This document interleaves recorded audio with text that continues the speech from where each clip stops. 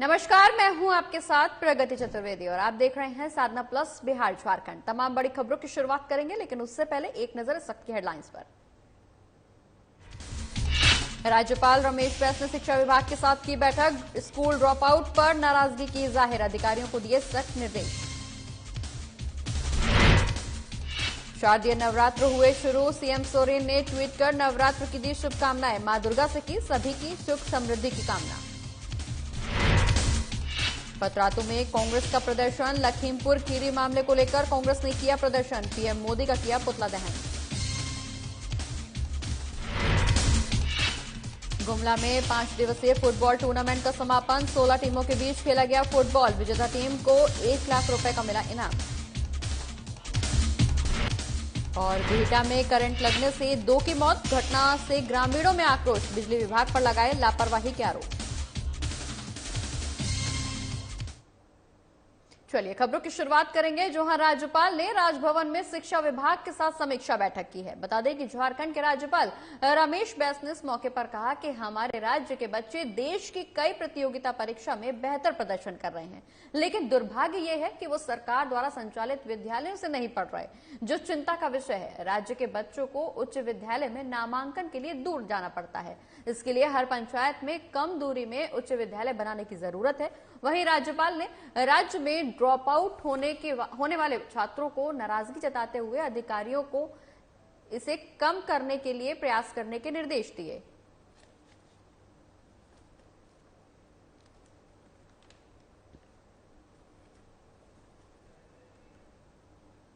बढ़ते आगे, जहां मां शैलपुत्री की पूजा के साथ शारदीय नवरात्र आज से शुरू हो गए हैं। इस मौके पर सूबे के मुखिया यानी हेमंत सोरेन ने सभी देश और झारखंड वासियों को ट्वीट कर शुभकामनाएं और बधाई दी हैं। बता दें कि मुख्यमंत्री हेमंत सोरेन ने मां दुर्गा से सभी के लिए सुख, शांति और समृद्धि की कामना की है।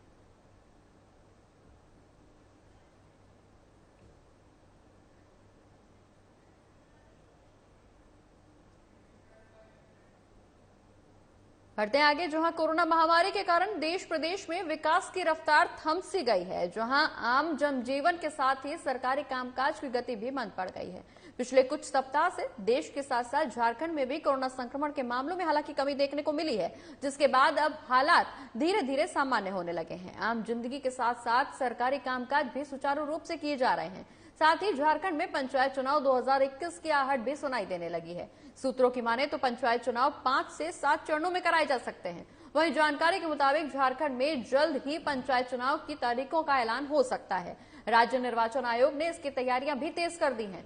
चुनाव को लेकर की जा रही तैयारियों को देखकर ऐसा लगता है कि जल्द ही झारखंड पंचायत चुनाव की तारीखों का ऐलान हो जाएगा। बता दें कि त्रिस्तरीय पंचायत निर्वाचन 2021 को लेकर वीडियो कॉन्फ्रेंसिंग के जरिए बैठक होगी। इसकी जानकारी राज्य निर्वाचन आयोग ने पुलिस अधिकारियों को दी है। साथ ही इस बैठक में चर्चा करने के लिए भी एजेंडा तैयार किया गया है। बता दें कि इसमें पंचायत चुनाव के लिए सुरक्षा समेत सभी पहलुओं पर विचार विमर्श किया जाएगा।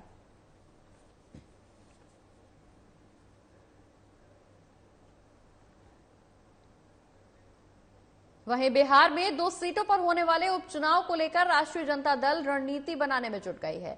इसके लिए झारखंड में पार्टी के सभी पदाधिकारी बिहार में कैंप करेंगे।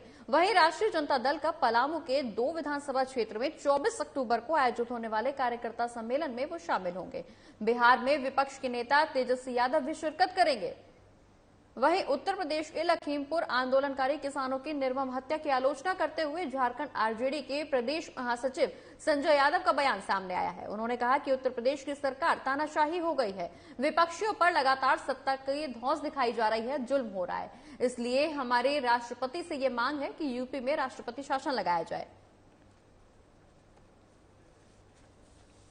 चुनाव है और झारखंड प्रदेश के सभी विंग के प्रदेश अध्यक्ष, सभी जिलाध्यक्ष और सभी राष्ट्रीय जनता दल के वरिष्ठ नेतागण, चूंकि 2 चुनाव बहुत ही इंपॉर्टेंट है, सभी लोग बिहार में कैंप करेंगे चुनाव में और अपना रणनीति तय करके कैसे दोनों सीट चुनाव हम लोग जीतते हैं। बढ़ते आगे, रुक करेंगे इस वक्त की बड़ी खबर का, जहां झारखंड कांग्रेस के नेताओं को उत्तर प्रदेश जाने से रोका गया है। इस वक्त की बड़ी खबर हम आपको बता रहे हैं, जहां झारखंड कांग्रेस के नेताओं को उत्तर प्रदेश जाने के क्रम में बॉर्डर पर अब रोक लिया गया है। लखीमपुर घटना के विरोध में कांग्रेसी नेता उत्तर प्रदेश जा रहे थे। यूपी के बिडम्बनगंज बिलासपुर बॉर्डर पर झारखंड कांग्रेस के नेताओं को पुलिस ने रोक लिया है। प्रदेश अध्यक्ष राजेश ठाकुर के नेतृत्व में सैकड़ों कांग्रेसी नेता उत्तर प्रदेश के लिए रवाना हुए हैं, जिन्हें बॉर्डर पर ही रोक लिया गया है। झारखंड के स्वास्थ्य मंत्री और कृषि मंत्री भी कांग्रेसी नेताओं के साथ मौजूद नजर आ रहे हैं, लेकिन उन्हें बॉर्डर पर रोक लिया गया है। बता दें कि लखीमपुर खीरी में किसानों के साथ बर्बरता को लेकर कांग्रेस लगातार विरोध प्रदर्शन कर रही है। इसी कड़ी में झारखंड के भी कांग्रेसी नेताओं ने उत्तर प्रदेश जाने का फैसला लिया था, जिनको यूपी बॉर्डर पर ही रोक लिया गया है।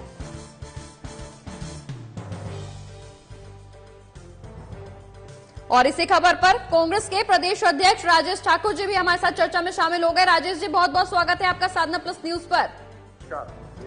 राजेश जी, कांग्रेस के तमाम नेता उत्तर प्रदेश की तरफ रवाना हो रहे थे, लेकिन उन्हें बॉर्डर पर रोक लिया गया है। देखिए, जिस तरह से उत्तर प्रदेश की सरकार की हालत है, मैं बता नहीं सकता हूँ। इतनी बुरी हालत शायद हिंदुस्तान के किसी प्रदेश की नहीं होगी। इतनी डरी हुई और मरी हुई सरकार, जो लोगों से घबरा रही है, जो लोग जाना चाहते हैं किसानों के पीड़ित परिवारों से मिलने के लिए। हमारे दो मंत्री हमारे साथ थे, आदरणीय बन्ना गुप्ता जी, बादल पत्रलेख जी। हम लोग जानना चाहते थे कि किसान के जो परिवार की जो हत्या हुई है, उन परिवारों से मिलने के लिए, और हम अपने नेता प्रियंका गांधी जी और राहुल गांधी जी के हाथों को मजबूत करने जाना चाहते थे। बिल्कुल राजेश जी, आप वहां यूपी में जाना चाहते थे, जिन लोगों की हत्या की गई है उनके परिजनों से मिलकर उन्हें सांत्वना देना चाहते थे, ये जताना चाहते थे कि कांग्रेस उनके साथ है, बीजेपी हो या ना हो। लेकिन उत्तर प्रदेश की सरकार का पहले ही कहना है सुरक्षा व्यवस्था के चलते लोगों को रोका जा रहा है। ऐसे में आप लोगों को अभी फिलहाल जाने की जरूरत क्या पड़ी? आखिर क्या हालत हो गई उत्तर प्रदेश सरकार की कि पूरे प्रदेश में 158 लगा दिया गया। इसका मतलब कानून व्यवस्था आपके हाथ में 156 लगा दीजिए और राष्ट्रपति शासन लगा दीजिए। अगर आपके काबू में कुछ हिस्सा है तो, अरे घटना घटी है लखीमपुर खीरी में, आप लगाते हैं सोनभद्र 144, इसका क्या मतलब है? ये बहुत गलत है, क्योंकि हम लोगों ने लगातार मान मनोबल किया। और दुखद ये है कि हमारे साथ हमारी महिला विधायक ममता महतो थी, हमारे साथ हमारे बंधु तिर्की विधायक थे, हमारे साथ डिजिटल कुंगारी विधायक थे, और तमाम लोगों के जो गरिमा उपस्थिति थी उसको एक तरह से नकारा गया। मुख्यमंत्रियों ने अपना पूरा कार्यक्रम उत्तर प्रदेश सरकार को दिया था, तो उनको अगर नहीं जाने देना था तो उनको रिवर्ट करना चाहिए था, रिस्पॉन्स देना चाहिए था कि आप जो नहीं आ सकते हमारे राज्य में। 144 लगा हुआ है हर जिले में, हमारे राज्य की कानून व्यवस्था फेल है, तो हम नहीं चाहते। बिल्कुल राजेश, लेकिन राजेश जी, इस दौरान सवाल ये भी निकल करके सामने आता है कि अगर हम इससे कुछ दिन पहले की बात करें तो प्रियंका गांधी वाड्रा को भी अरेस्ट करने की स्थिति बनी थी, क्योंकि सुरक्षा व्यवस्था के चलते वो इस दौरान लखीमपुर खीरी पहुंचने की कोशिश कर रही थी। और ये बात कांग्रेस में जग जाहिर है कि प्रियंका गांधी को अरेस्ट किया गया था सिर्फ इसीलिए क्योंकि वो लखीमपुर खीरी जाना चाहती थी। ऐसे में झारखंड के कांग्रेस नेताओं को वहां जाने की फिलहाल के लिए जरूरत क्या थी? अब मैं ये पूछूंगा कि आखिर प्रियंका गांधी जी को फिर कैसे जाने दिया गया, किसके दबाव में जाने दिया गया? आखिर जब प्रियंका जी पहले दिन जा सकती थी तो 50 घंटे तक उनको हिरासत में रख के क्यों सताया गया, उनको क्यों तकलीफ दी गई? हम उस बात को भी पूछने जाना चाहते थे उत्तर प्रदेश की सरकार से। लेकिन हमारी नेता को राजेश जी, प्रियंका गांधी को पहले ही मना किया गया था कि सुरक्षा व्यवस्था के चलते माहौल और खराब हो सकता है, आप वहां ना जाएं, लेकिन वो छिपते छिपाते उन्होंने जाने की कोशिश की, इसीलिए पुलिस प्रशासन ने उन्हें रोका भी। नहीं, फिर 48 घंटे के बाद जब उन्होंने बेल बॉन्ड भरने से मना कर दिया तो फिर कैसे उनको, जब आप एक बार मान लिए कि उन्होंने गलत किया है, आप उनको हिरासत में ले लिए, आप उन पर FIR कर लिए, फिर आपने उनको किस परिस्थिति में जाने दिया? इसका मतलब है कि पूरे राज्य में कानून व्यवस्था पूरी तरह से फेल हो चुकी है, या यूं कहिए कि जोगी जी के हाथ में खेल रही है। जो संविधान में बाबा साहब अम्बेडकर ने हमको अधिकार दिया है, ठीक है। राजीव जी, आपके पास वापस लौटूंगी। कांग्रेस से ही प्रदेश प्रवक्ता राजीव रंजन जी भी हमारे साथ इस खबर पर चर्चा में शामिल हो गए। राजीव जी, बहुत बहुत स्वागत है आपका साधना प्लस न्यूज पर। जी धन्यवाद। राजीव जी, तमाम कांग्रेसी नेता इस दौरान उत्तर प्रदेश जाने की कोशिश कर रहे हैं। लखीमपुर खीरी की घटना को लेकर देश भर में रोष का माहौल देखने को मिल रहा है। कांग्रेस जगह जगह प्रदर्शन कर रही है। कांग्रेसी नेता उत्तर प्रदेश जाने के लिए भरसक कोशिश करते हुए नजर आ रहे हैं, लेकिन एक बार फिर से कांग्रेसी नेताओं को रोकने की कोशिश की गई है।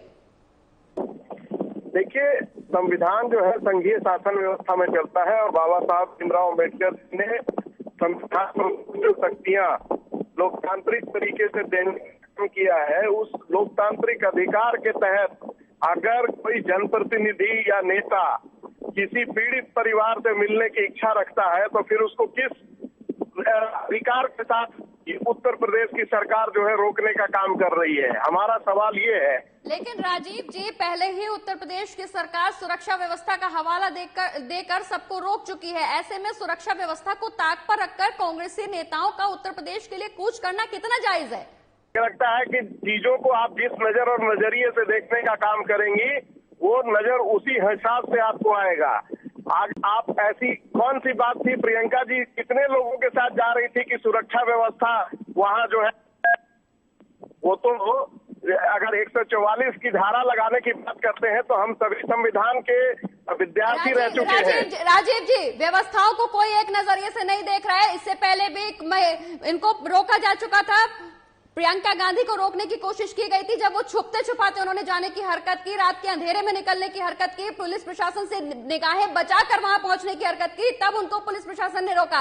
और एक बार फिर से उनको समझाने की कोशिश भी की गई कि सुरक्षा व्यवस्थाओं के चलते वहां मत जाइए, माहौल खराब हो सकता है। लेकिन बावजूद इसके कांग्रेस के कार्यकर्ता और आला कमान सुनने का नाम नहीं ले रहे हैं। ये आप तो अच्छी बात कर रही है मैडम। कोई भी पीड़ित परिवार से मिलने से कोई किसी जनप्रतिनिधि या नेता को रोक नहीं सकता है। किस हैसियत, किस अधिकार से रोकेगा? संविधान में ऐसी कोई व्यवस्था नहीं है कि विपक्ष। अगर आपको मिलने से रोका जाएगा तो क्या आप छुप करके जाएंगे? क्या कांग्रेस के कार्यकर्ता चोरी कर रहे हैं? छुप के जाने का मतलब क्या है? रात के अंधेरे में जाने का क्या मतलब है? वाजिब कारण नहीं देगा और जबरिया रोकने की कोशिश करेगा तो अगर आपको वाजिब तरीके से नहीं जाने दिया जाएगा तो आप चोरी करके जाएंगे।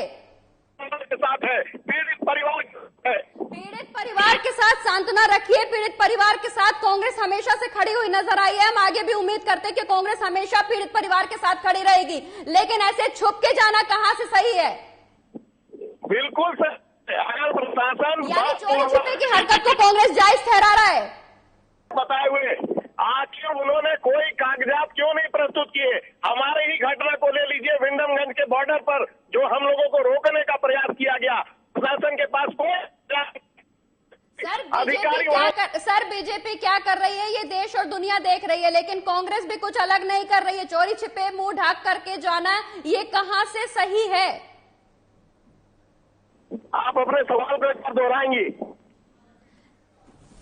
राजीव जी, चोरी छिपे जाना कहां से सही है? बीजेपी क्या कर रही है ये जग जाहिर है, लेकिन कांग्रेस भी इससे कुछ अलग करती हुई नजर नहीं आ रही है।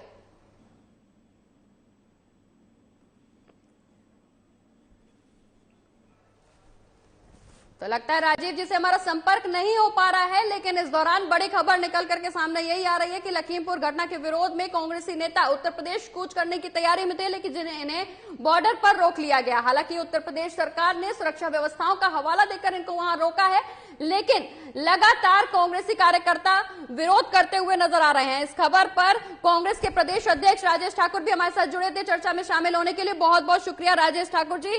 राजीव रंजन जी प्रदेश प्रवक्ता है कांग्रेस के, बहुत बहुत शुक्रिया हमारे साथ चर्चा में शामिल होने के लिए। तो प्रदेश अध्यक्ष राजेश ठाकुर के नेतृत्व में सैकड़ों कांग्रेसी नेता उत्तर प्रदेश के लिए रवाना हुए थे, जिन्हें अब बॉर्डर पर रोक लिया गया है।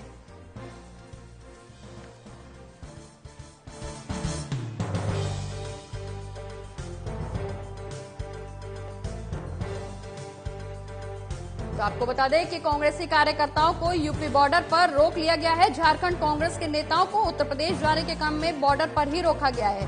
लखीमपुर घटना के विरोध में कांग्रेसी नेता उत्तर प्रदेश जा रहे थे, विरोध जताने की कोशिश कर रहे थे, लेकिन इस दौरान उत्तर प्रदेश सरकार की तरफ से पहले ही ये कहा जा चुका है कि सुरक्षा व्यवस्थाओं के चलते हम नेताओं से ये आग्रह करते हैं कि फिलहाल शांतिपूर्ण माहौल कायम रखें। लेकिन बावजूद इसके कांग्रेस का प्रदर्शन कहीं से भी थमता हुआ नजर नहीं आ रहा। झारखंड के तमाम कांग्रेस नेता उत्तर प्रदेश कूच करने की तैयारी में थे, जिन्हें बॉर्डर पर रोक लिया गया है। यूपी के विडम्बनगंज बिलासपुर बॉर्डर पर झारखंड के कांग्रेसी नेताओं को पुलिस ने रोका है। प्रदेश अध्यक्ष राजेश ठाकुर के नेतृत्व में सैकड़ों कांग्रेसी नेता उत्तर प्रदेश के लिए रवाना हुए थे, जिन्हें बॉर्डर पर अब रोक लिया है। तस्वीरें आपकी टीवी स्क्रीन पर, पुलिस प्रशासन वहां मौजूद है, लगातार तमाम नेता वहां मौजूद नजर आ रहे हैं। पुलिस प्रशासन के साथ इन नेताओं की झड़प भी देखने को मिली है, लेकिन सुरक्षा व्यवस्थाओं के चलते इन्हें बॉर्डर पर कांग्रेसी नेताओं को रोक लिया गया है।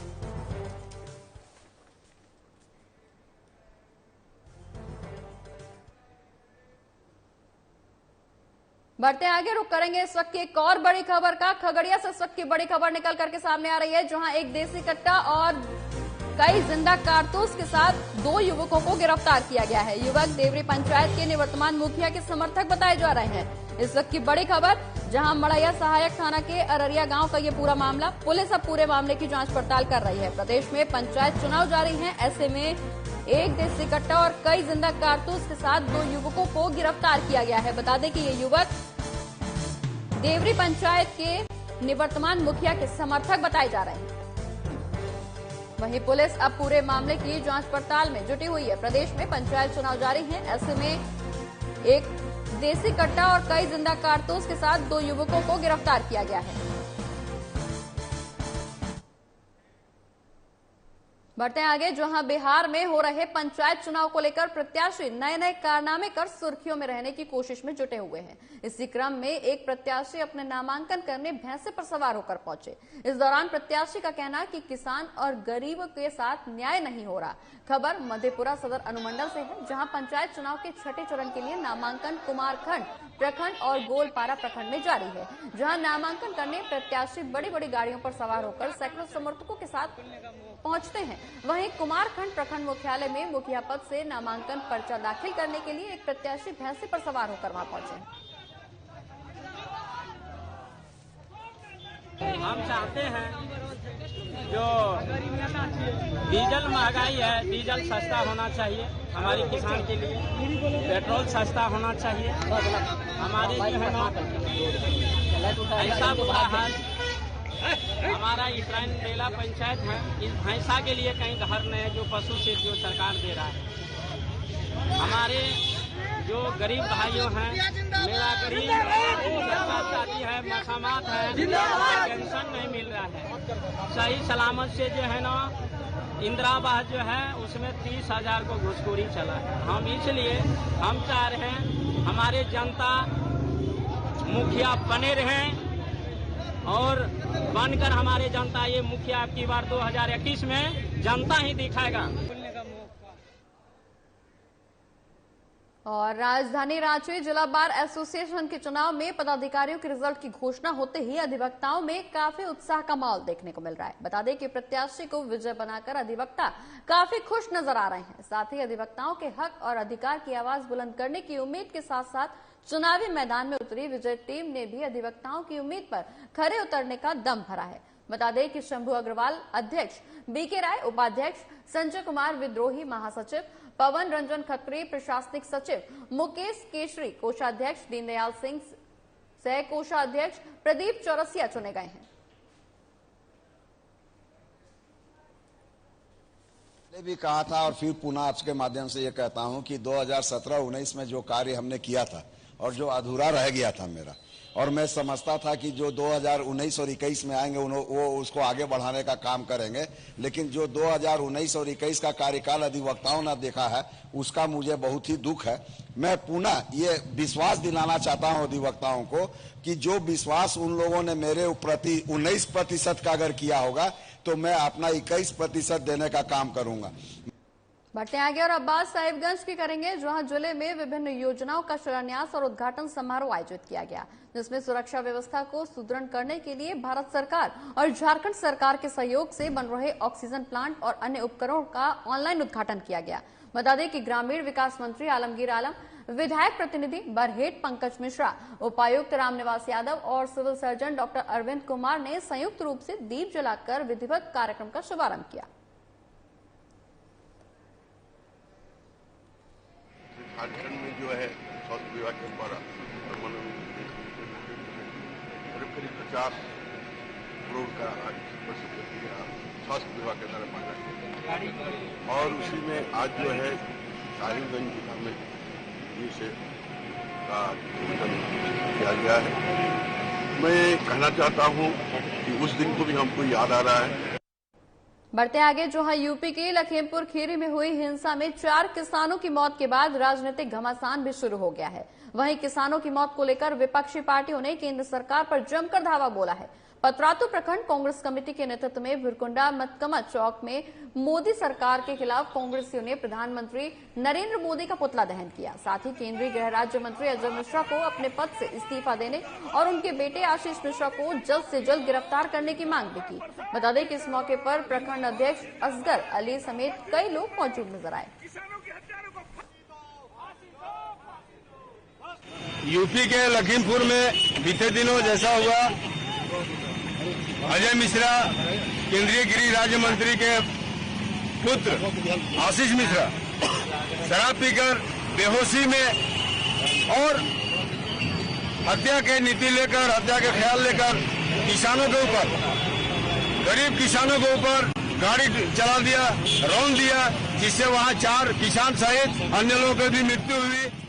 बढ़ते आगे, जहां झारखंड विधानसभा अध्यक्ष ने प्रेस कॉन्फ्रेंस की है। बताया कि प्रथम झारखंड छात्र संसद का आयोजन किया जा रहा है, जिसमें पर्यावरण संरक्षण, जलवायु परिवर्तन और संसदीय कार्यप्रणाली के विषय को लेकर यूथ पार्लियामेंट के माध्यम से झारखंड के छात्रों को बताया जाएगा, जिसमें पीआरएस लेजिस्लेटिव रिसर्च से जुड़े एक्सपर्ट पैनल जुड़ेंगे, जो 5 विषयों पर 8 अक्टूबर से 31 अक्टूबर तक चलेगा।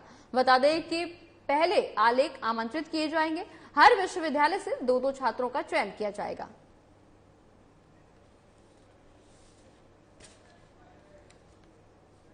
करना, इसका ज्ञान आज के तारीख में अगर हम अध्ययन करेंगे, आकलन करेंगे, तो हम समझते हैं कि संपूर्ण ज्ञान का भारी अभाव है।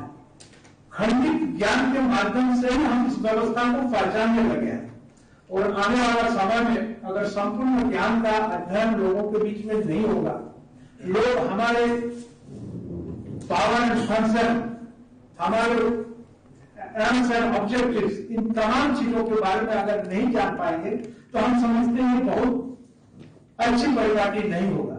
इसलिए हम लोग इस परिपाटी को आगे बढ़ाने के लिए इस छात्र संसद का आयोजन किया है और संसदीय व्यवस्था का फायदा लोग कैसे लें, इसका प्रचार प्रसार कैसे हो, इस विषय पर चर्चा करने का। और अब बात गुमला की करेंगे, जहां परमवीर एल्बर्ट एक्का स्टेडियम में 5 दिवसीय फुटबॉल टूर्नामेंट समापन कार्यक्रम आयोजित किया गया। बता दें कि टूर्नामेंट का समापन समारोह में नगर अध्यक्ष दीप नारायण उरांव और पूर्व सिल्ली विधायक अमित महतो भी शामिल हुए। सबसे पहले मनरखन गोप के आदमकद कटआउट पर माल्यार्पण कर उन्हें श्रद्धांजलि दी गई। इसमें कुल 16 टीमों के बीच राज्य स्तरीय फुटबॉल खेला गया।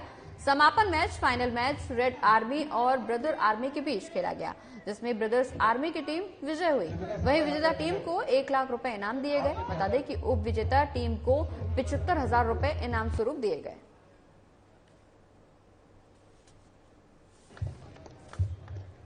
आज जो टूर्नामेंट हो रही है, बहुत खुशी की बात है। जो हमारे मनरखन गोप जी जो स्वर्गीय हो गए, आज पूर्व में हम लोग बैठ के मैच देखा करते थे और इस तरह का कार्यक्रम में वो लोग सहयोग करते थे। आज उनकी श्रद्धांजलि होगी। इस तरह का कार्यक्रम करके हम चाहेंगे कि इसी तरह का कार्यक्रम गुमला में आगे होते रहे। ये शुभकामनाएं हैं। और औरंगाबाद में निजी क्षेत्र के इन्वेस्टमेंट कंपनी सहारा इंडिया से जुड़े कार्यकर्ताओं और जमाकर्ताओं ने कार्यालय के सामने धरना प्रदर्शन किया। बता दें कि प्रदर्शनकारियों की मांग मैच्योरिटी भुगतान करने को लेकर थी। वहीं एजेंट्स का कहना था कि जमाकर्ता अब उनके घर पर पहुंचकर भुगतान की मांग कर रहे हैं, जबकि बैंक की तरफ से बार बार तारीखें दी जा रही हैं, जिन्होंने उसकी शिकायत करते हुए कहा कि अब उन्हें आश्वासन नहीं, भुगतान चाहिए।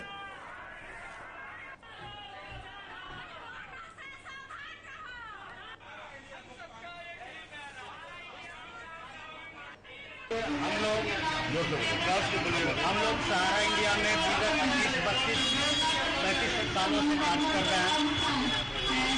हम लोगों का विगत 3-4 साल से भुगतान नहीं हो रहा है, चाहे जमा करता हो या जमा करता हो। इसके कारण हम लोग भुखमरी के कगार पर पहुंच चुके हैं। ऐसी स्थिति बन गई है कि हम लोगों का किसी भी समय किसी भी व्यक्ति, चाहे परिचित हो अपरिचित हो, हम लोगों को मर्डर तक भी कर सकता है।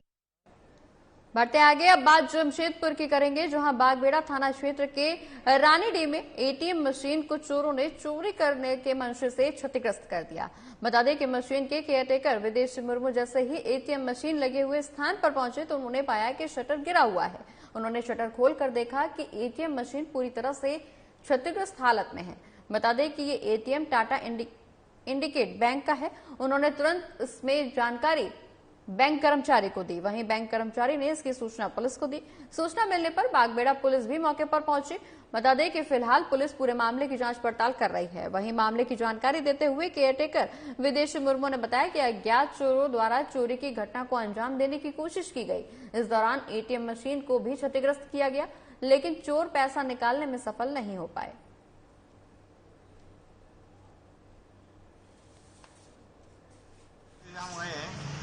तो खुला शटर, फिर जाके देखा जो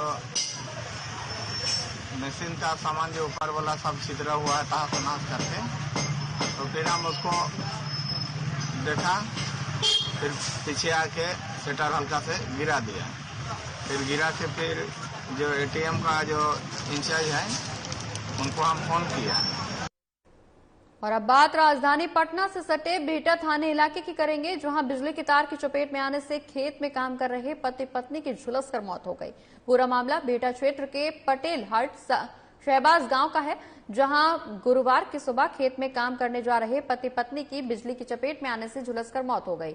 वहीं 3 अन्य लोग मामूली रूप से जख्मी बताए जा रहे हैं, जिनका इलाज भी जारी है। घटना से नाराज ग्रामीणों ने बिजली विभाग पर लापरवाही के आरोप लगाए हैं। वहीं शव को रखकर बिहटा औरंगाबाद मुख्य पथ को जाम कर दिया। घटना की सूचना मिलने के बाद बिहटा पुलिस भी मौके पर पहुंची और लोगों को समझाने की कोशिश की जा रही है।